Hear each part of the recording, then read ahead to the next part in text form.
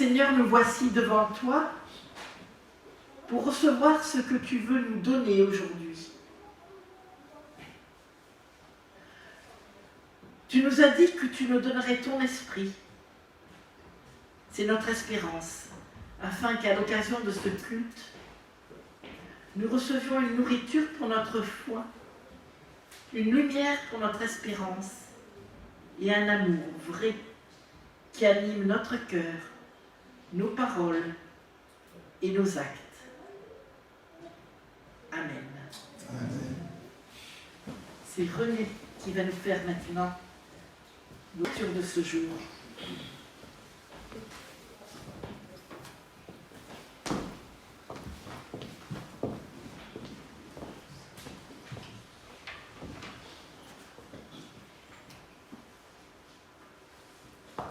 Alors, il y a deux textes pour ce matin. Le premier vient d'Ésaïe, Ésaïe chapitre 25, les versets 6 à 9. Je lis. Sur la montagne de Sion, le Seigneur de l'univers préparera pour tous les peuples un repas de viande grasse arrosé de bon vin, un repas de viande tendre et grasse et de vin pur. Sur cette montagne, il enlèvera le voile de deuil qui enveloppe tous les peuples, le drap des morts qui couvre tous les pays. Il détruira la mort pour toujours. Le Seigneur Dieu essuiera les larmes sur tous les visages. Dans tout le pays, il enlèvera la honte de son peuple. Voilà ce que le Seigneur a promis. Le second texte est extrait de Luc, Luc chapitre 14, les versets 15 à 24. Alors je rappelle que juste avant, Jésus venait d'être invité chez des gens et donc il recommandait de ne pas inviter des amis, des gens riches, mais des pauvres. Et donc, et il a dit pour conclure cela, et Dieu rendra cela le jour où il relèvera de la mort ceux qui lui ont obéi. Alors notre passage commence maintenant. En entendant ces paroles, un de ceux qui sont à table dit à Jésus, « Il est heureux, celui qui prendra son repas dans le royaume de Dieu. » Jésus lui répond par cette histoire. Un homme prépare un grand repas et il invite beaucoup de monde. À l'heure du repas, il envoie son serviteur dire aux invités, « Venez, maintenant c'est prêt. » Mais tous les invités, l'un après l'autre, se mettent à s'excuser. Le premier dit au serviteur, « Je viens d'acheter un champ et je dois aller le voir. Je t'en prie, excuse-moi. » Un autre dit, « Je viens d'acheter 5 paires de bœufs et je vais les essayer. Je t'en prie, excuse-moi. » Un autre dit, « Je viens de me marier. C'est pourquoi je ne peux pas venir. » Le serviteur revient chez son maître et lui raconte tout cela. Alors, le maître de maison se met en colère et il dit à son serviteur, « Va vite sur les places et dans les rues de la ville et amène ici les pauvres, les infirmes, les aveugles et les boiteux. »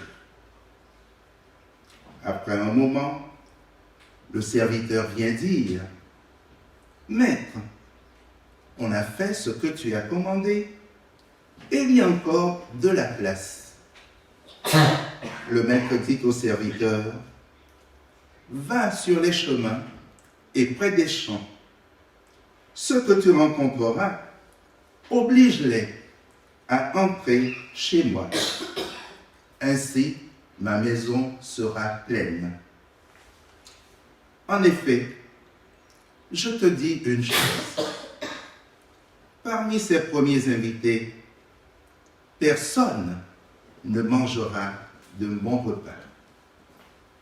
Seigneur, ta parole est la vérité. Sanctifie-nous par ta parole. Amen.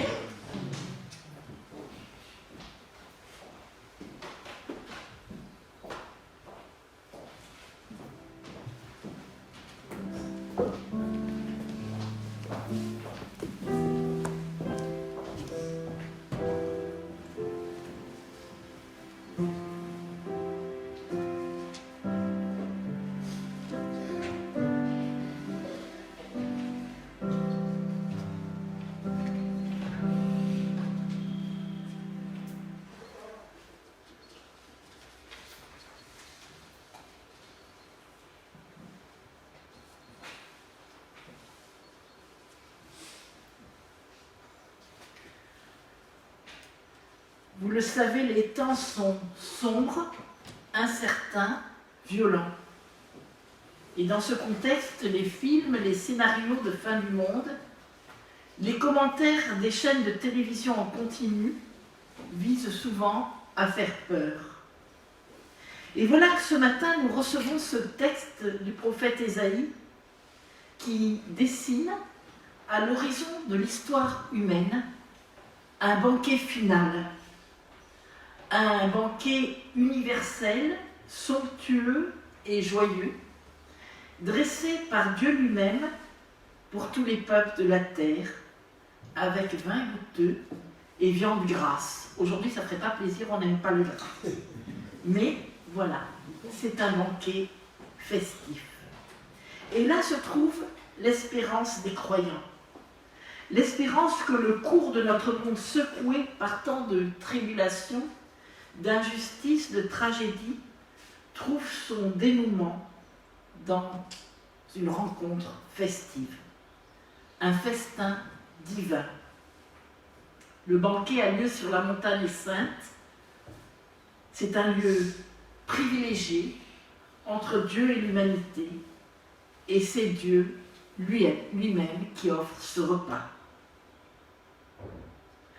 À l'encontre de tous les catastrophismes, ce n'est pas par naïveté, mais parce qu'habité d'une grande espérance que nous pouvons imaginer l'aboutissement de notre monde.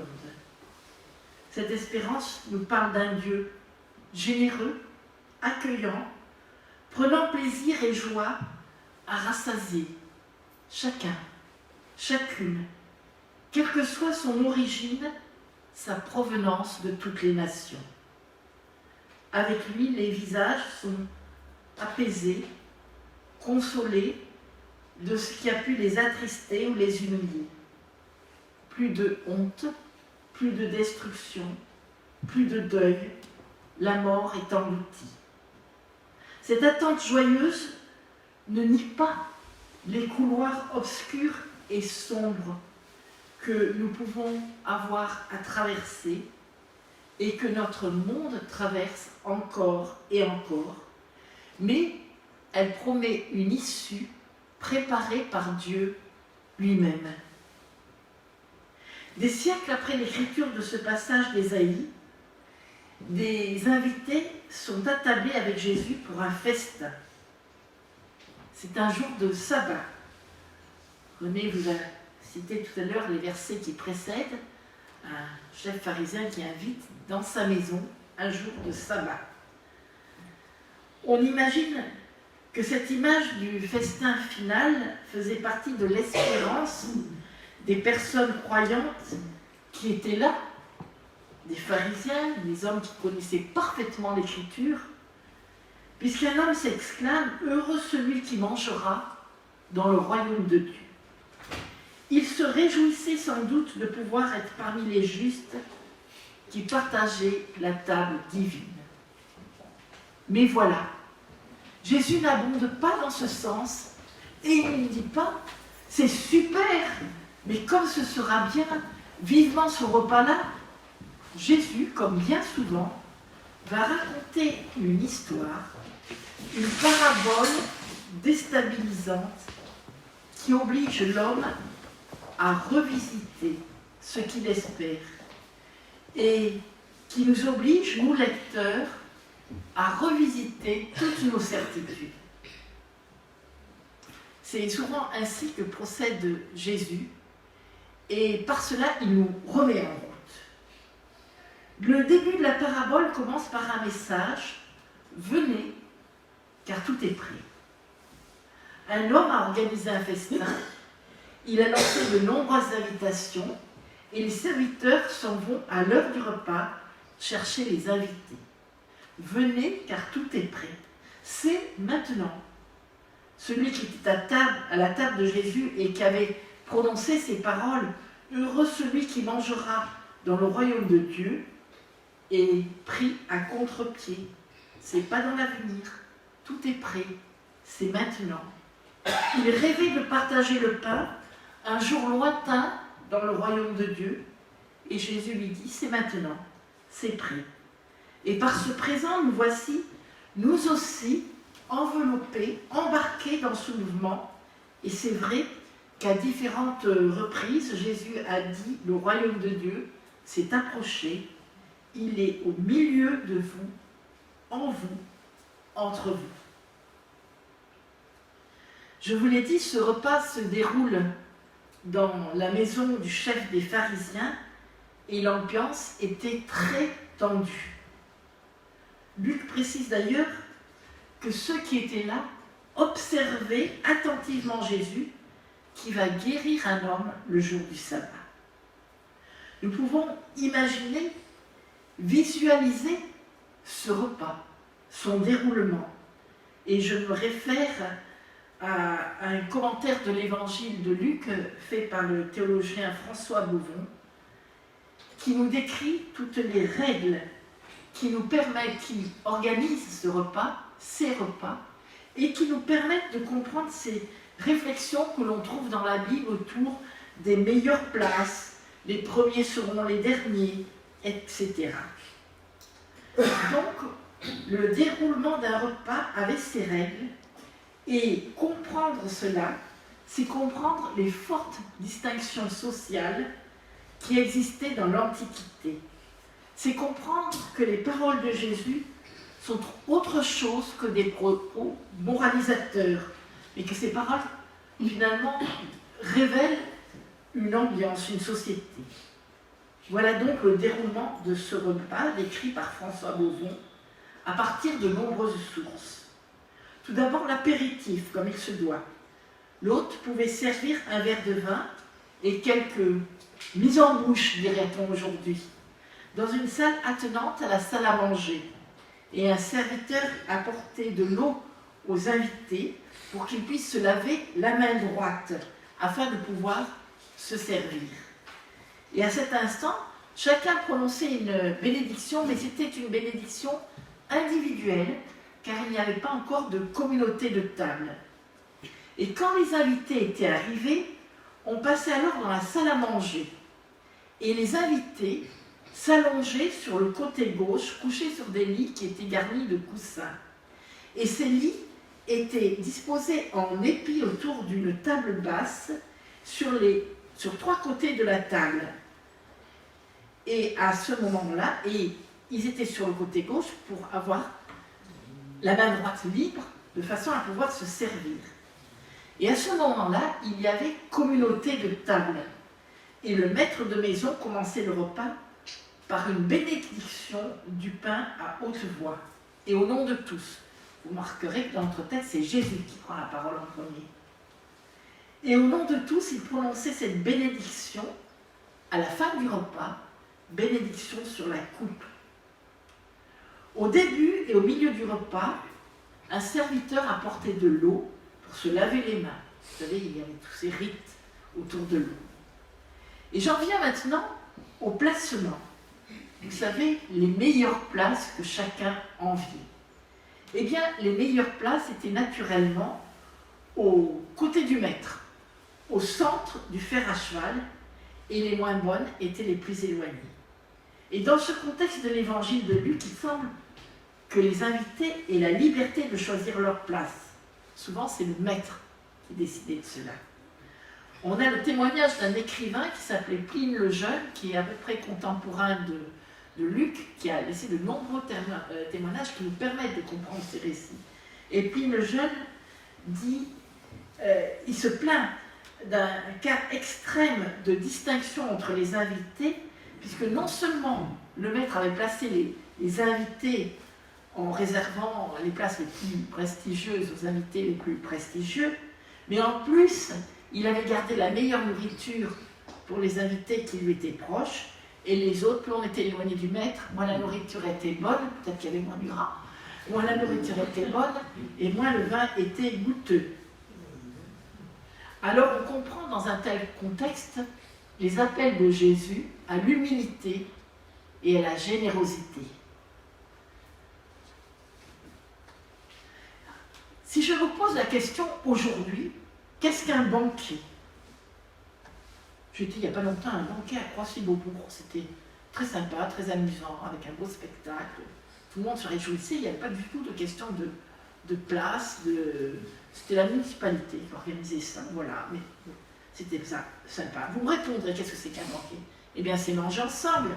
C'est être copain, co-pain, P-A-I-N. C'est faire la fête ensemble.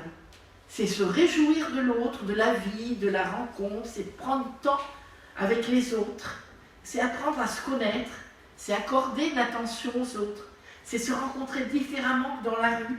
On se dit comment ça va, j'ai entendu beaucoup de comment ça va ce matin, mais souvent on n'attend pas la réponse de l'autre, je ne sais pas si vous avez remarqué. Bien s'entendre, partager. Et puisque nous parlons d'un banquet divin, nous pouvons ajouter se laisser aimer, accueillir et choyer par Dieu. Nous sommes donc invités au présent, tout est prêt maintenant, à avoir un regard pour l'autre, un regard qui sache nous trouver là où il est, où il se cache parfois derrière des excuses, des prétextes pour rester seul avec ses ennuis, ses problèmes ou ses plaisirs égoïstes qui excluent la rencontre et le partage. Et nous sommes invités à aller plus loin, à tendre la main, à aller vers la confiance, l'espérance, et la vie devient un vrai banquet, une vraie fête.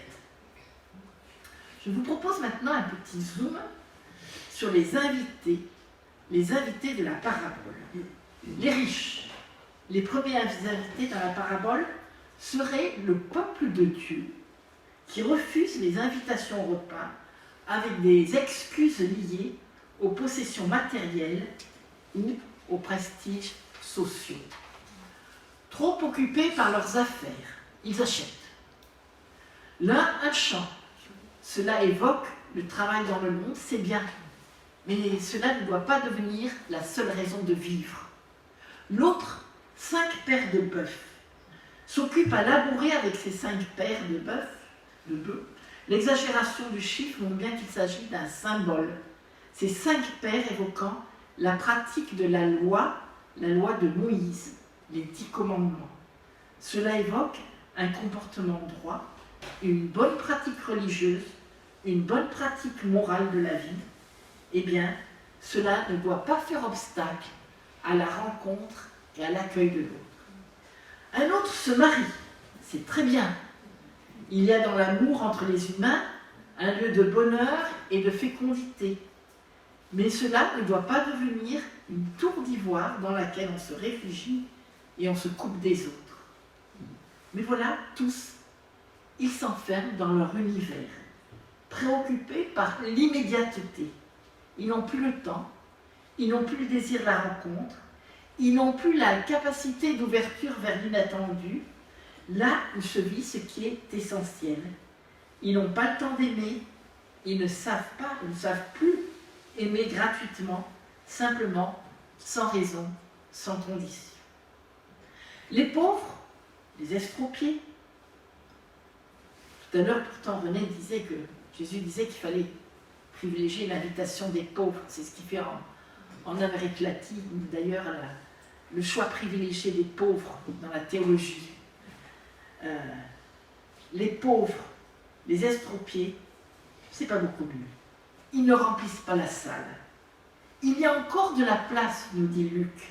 Trop blessés par la vie, ils ne croient plus en l'amour, ils ont la haine, ils ne sont plus capables de rencontres, sans crainte, sans méfiance, sans peur. C'est un mot que l'on entend beaucoup ces jours-ci, la haine. Surtout les puissants et les grands, ceux qui les ont souvent utilisés, exploités, méprisés. Comment leur faire confiance? Comment croire que leur invitation n'est pas encore un piège? Comment croire en leur Dieu qui est amour, qui offre gratuitement ce qui permet de vivre dignement, pour qui l'humain serait tellement important qu'il n'y a qu'un désir, les nourrir tous ensemble à la table, alors qu'on a de la peine à joindre les deux bouts.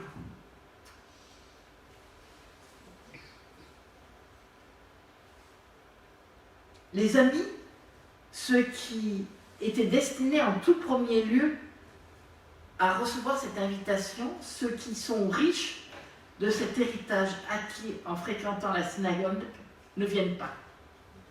Les pauvres viennent, mais pas en assez grand nombre. Jésus se met en colère, nous dit l'Évangile. Ça, c'est un verset qui me plaît, parce que de temps en temps, il m'est arrivé de me mettre en colère. Il y a des gens qui disent, Jésus ne se mettait jamais en colère. Lisez bien vos évangiles, Jésus se met en colère, nous dit Luc. Mais il se montre créatif.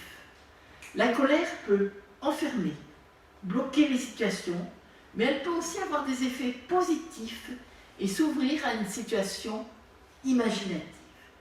Les riches ne viennent pas, les pauvres ne viennent pas en assez grand nombre, et bien qu'à cela tienne, il faut ouvrir à tous ceux et à toutes celles qui ne sont jamais invités, car ils sont dehors. Ils sont au bord des, nous dit Jésus. Dans l'évangile de Luc, vous savez, être au bord du chemin, être au bord des haies, c'est être exclu de la vie sociale. Au bord des haies, sur la route, hors clôture. Il faut inviter ceux et celles qui ne suivent pas les normes, ceux et celles qu'on regarde de loin, les bons et les mauvais, dit l'évangile de Matthieu dans le même récit.